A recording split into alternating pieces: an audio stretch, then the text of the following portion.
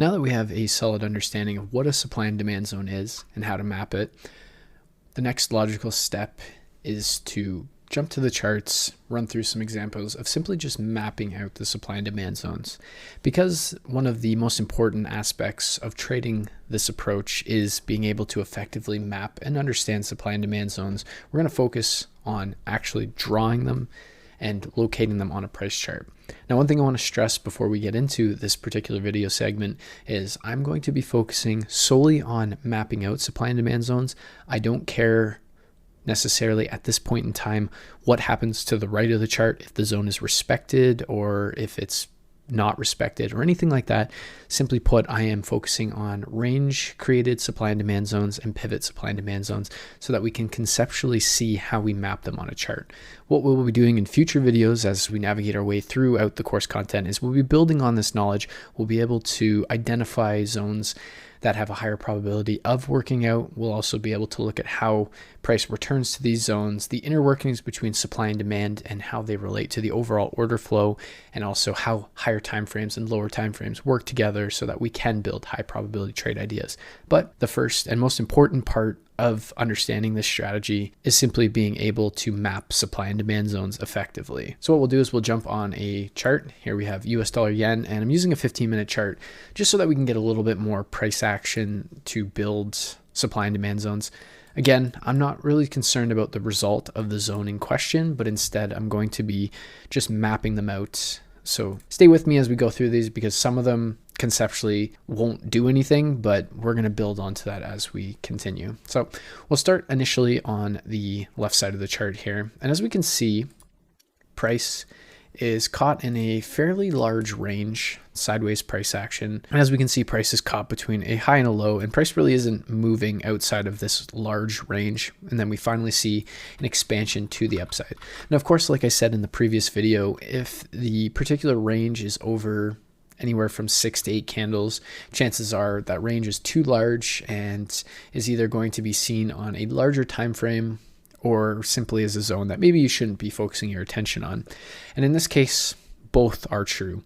This would be a larger range or a range on a larger time frame, as well as something that we can navigate our way just to the right, and we can refine it to a more important piece of the overall chart. And what we can see is we do have a sideways correction in price. We have price that's trapped more or less within this range of price, and then we get an expansion to the upside. Basically what we've been able to do is take this entire range and simplify it to something a little bit smaller, something that's a little bit more conceptualized into a smaller amount of candles. Although, again, if I just move my bar, we have about 18 bars. We're really only concerned about 6 to 8. And what we can do is we can just begin to look at the 6 to 8. And what we can see based on the expansion to the upside is we actually have a sharp move to the downside followed by that expansion. So while we do have a range, we also have that pivot in the market. So what we'd be able to do from a supply and demand zone perspective is draw out a pivot demand using this sharp move to the downside to draw our zone. If we wanted to look to refine that to just one candle where the momentum of that move really arrived at, we could actually move it to this bearish candle before this large expansion to the upside that broke this range. And we'd be able to mark that as our demand zone. I'm going to leave it as the entire pivot, as this is the move, this sharp move to the downside that created that expansion to the upside. And then we'll just keep moving forward from a price action perspective. So as we can see, price rapidly expands to the upside, and then we get a sideways bit of price action, or more specifically, we get a sharp move to the upside followed by an expansion, or in this case, we have a sharp move to the downside followed by a true expansion that actually breaks out of the larger range. So from that, we can build another demand zone, something just like this. And now we have a demand zone, and we can just keep moving on to this top section, and where we can see quite clearly that we have a sideways range in price, and then we have an expansion to the downside.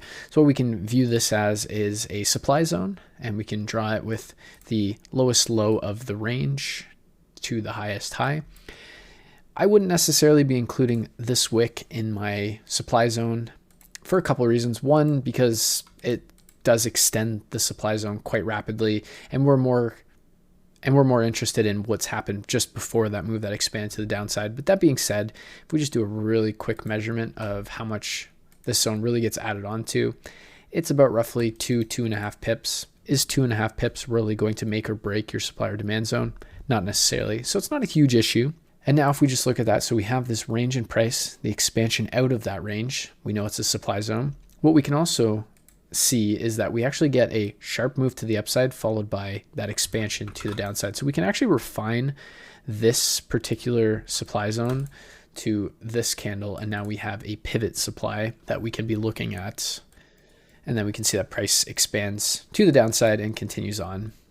And then what we can see is as price interacts with this demand zone, we do get a reaction. The reaction is not successful and price does continue to break to the downside. And in future episodes, we'll explain why the likelihood of this demand zone holding was not overly high. But again, for now, we're going to primarily focus on just drawing out supply and demand zones so that we can just understand the inner workings behind the charts. So when we look at this, what we can see is, again, we have a range in price. We can see that price is caught between this high and this low. We're getting that price action, and then we get an expansion out of that zone. So what we can actually do is we can draw it from the lowest low to the highest high of that range, or more specifically, we could also just factor in this pivot in price as a pivot supply zone. So we had our range, just grab that.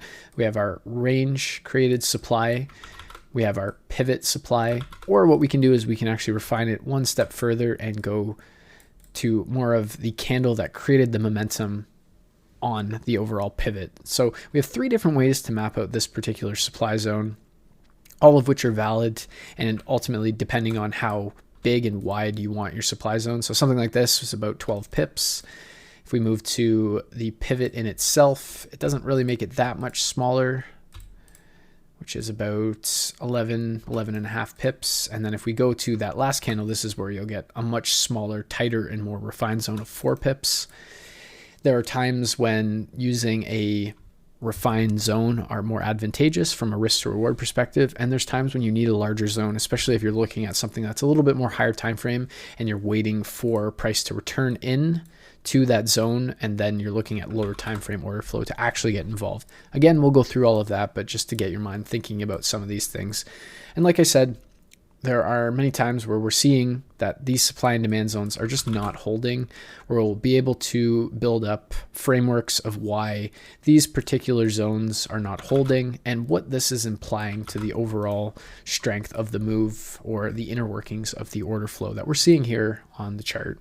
So now if we just keep moving on, what we can see is once we move to the downside, price forms another range, or specifically we get that sharp move before an expansion to the upside. And then we just keep moving forward. Again, we have a range or a sharp move and expansion to the upside. So we have 2 range created demands or 2 pivot created demands, depending on how you would like to view it. So if we created our range created demand here, we could draw it from the lowest low to the highest high of the range. We could simply factor in our pivot, which would be more so focused on these 2 bearish candles. We can see that sharp move to the downside before the expansion up. Or finally, the one last way we could refine this particular pivot is on the last bearish candle that creates the momentum that actually pushes that expansion to the upside. So a couple different ways of mapping that. And then again, we can move up to this next range created demand zone, which we can do from the highest high to the lowest low of the range.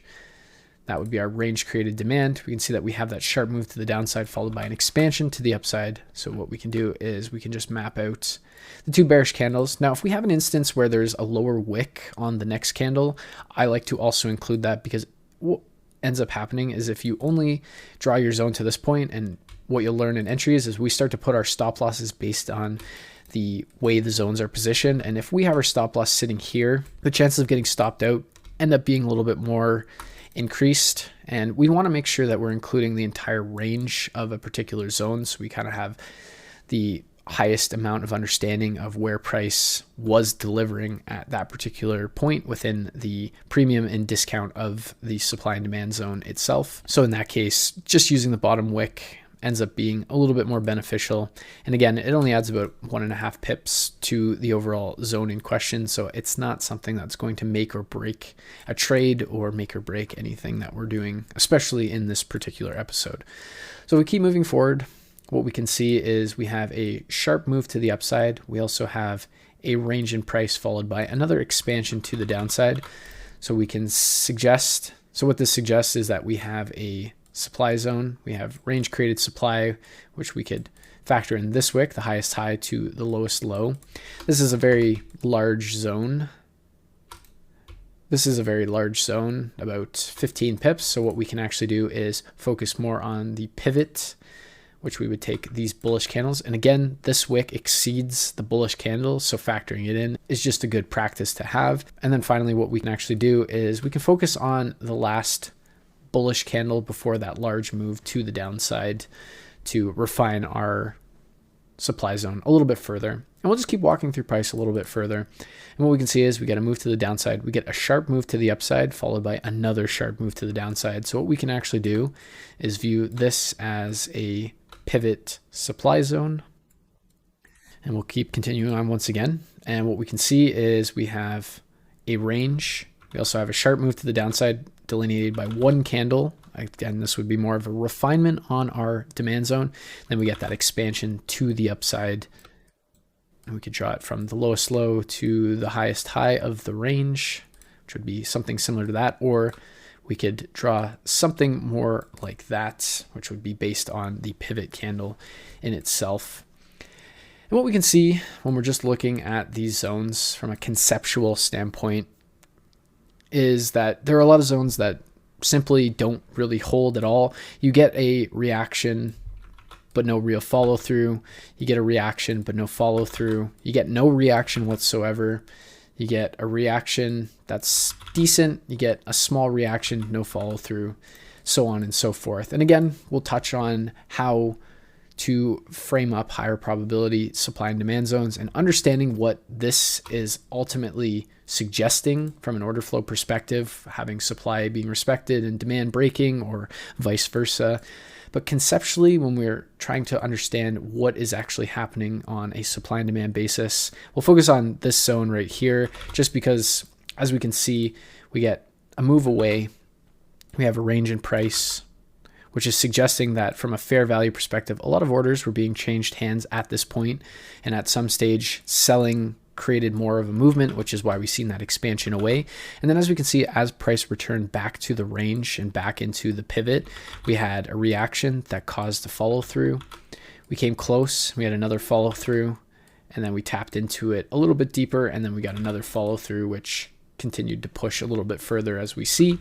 So what that means and what's that suggesting on a chart and why this is important to us is when we're looking at a range created supply zone, for instance, what's happening, as I said, is there are multiple orders changing hands in this particular range. There's fair value being met, and at some point the sellers overpower and price is moved heavily to the downside. And then at some stage price will move up and down, basically gravitating back to this supply zone, basically rebalancing the imbalance that was caused by this large move. But what this means is an institution or a series of large orders were placed to propel this move to the downside as rapidly as it was. But generally speaking, this would have been a smaller portion of a larger order. Institutions are generally speaking unable to position themselves fully in one go because their order sizes are just simply too big. This is basically why we see this large drop. And what they're hoping to do and what they're setting out to do is for price to return back to those price points so that they can then execute the remainder of their position and continue on their overall trend or trade direction that is being facilitated. Because again, we're having a bunch of volume being pumped into the market here. The full order is not there. This might be 25% of the actual volume that they're wanting to trade. This process right here is basically building liquidity and rebalancing the orders to push price back into this area because there is willing supply at this level. And then once price reaches this supply, this is where 75% or the remaining 75% is pumped into the market, which causes price to move to the downside yet again. And in a nutshell, this is what we're attempting to identify, and this is what we're attempting to create trades based off of. We are identifying the framework that institutions or large series of orders are being placed in the markets, and that's why we see ranges in price or sharp moves, pivots, that then create an expansion to the upside or the downside. The sharper the move, the more likelihood that a large order has been placed in the market. And that's why not all moves are said to be equal, in which we can see that this move is much bigger than this move here. And especially this is an actual full move of that zone, whereas this move is actually broken into two moves. And if we look at something like this, where this is a much larger move than, say, something like this, but at the same time, from a fractal perspective, and this is something we're going to speak a lot to, is the fractal nature of the markets, things that are happening on higher time frames and going down to the lower time frames. What happens on the lower time frames happens on the higher time frames. What happens on the higher time frames happens on the lower time frames. They're one and the same, but the picture has to be built from one time frame to the next. The argument to be made is whether things happen on the lower time frame first or the higher time frame first. They go hand in hand, but conceptually, when you think about it, things need to be built on the lower time frame because the lower time frames are what build the higher time frames. And if you can understand the fractal nature of what's going on within the order flow, you can begin to piece together the higher time frame picture. It takes a lot more volume and capital to move the market, especially when we're looking at higher time frame moves versus lower time frame moves. And this is, again, how we start to build trades. This is how we start to quantify certain supply and demand zones and begin to map them out accordingly. So again, we have our range created supply and demand and our pivot created supply and demand. We've been able to identify areas where we have range and pivot, and being able to refine from a full-on range or a full-on range here and move it down to a pivot, or be able to refine down to even simply one candle. We have a lot of different options in terms of how we're drawing zones, how we're refining zones, and we can keep running through this process as price goes on. And again, as you run through this example, and I highly recommend that you now hit the charts and you start to look at these demand zones and supply zones, both range created and pivot created supply and demand zones, map them out on your charts. Again, you'll probably have a lot of zones that are just intertwined within each other. You'll have a lot of zones that simply don't work. They don't get respected, anything like that. And by the end of the exercise, your chart's probably going to look incredibly messy. There's really no other way to put it. But what this exercise is going to do is it's going to get you thinking. It's going to get you comfortable with mapping out supply and demand zones.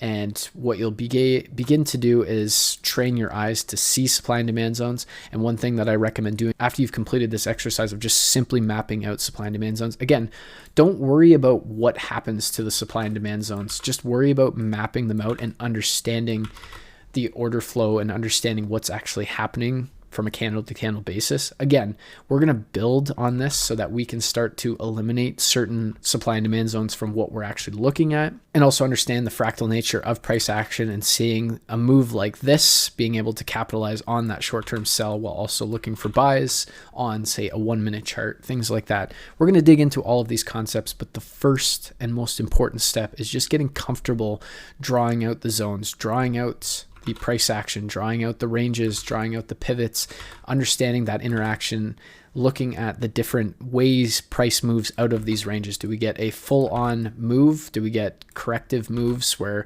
price is struggling to move up and down? Price is somewhat balanced.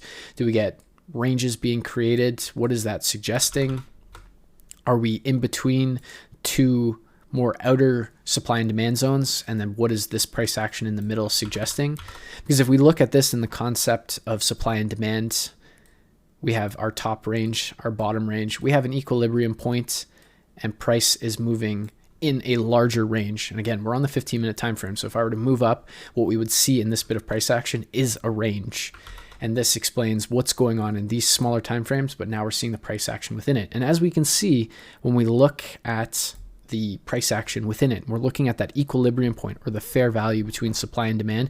We can see that price is gravitating towards this. And this is exactly what's happening here.